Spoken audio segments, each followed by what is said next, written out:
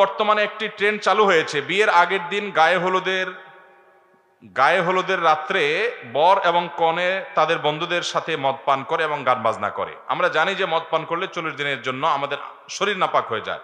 এই নাপাক অবস্থা বিয়ে করলে বিয়ে হবে কিনা?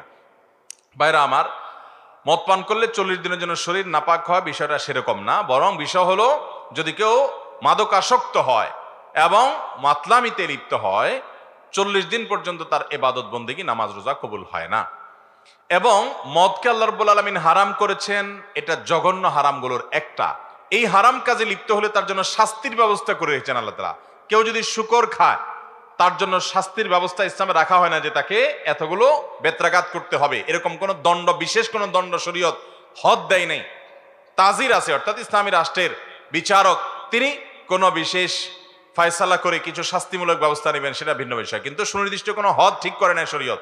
কিন্তু কেউ যদি মদ পান করে তার জন্য কিন্তু শাস্তির ব্যবস্থা শরীয়তে আছে। এর কারণ কি? এর কারণ হলো এটি আমাদের সমাজকে ধ্বংস করে দেয়।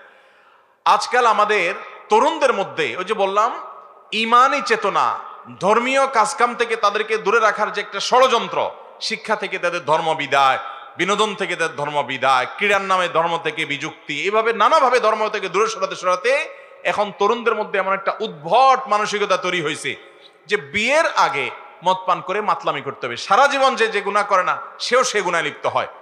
কিয়ামতের আগে অনেক অসভ্যতা, অনেক বর্বরতা, এটা সমাজের স্বাভাবিক ট্রেন্ডে চালু হয়ে যাবে এবং অব্যাহত হয়ে যাবে।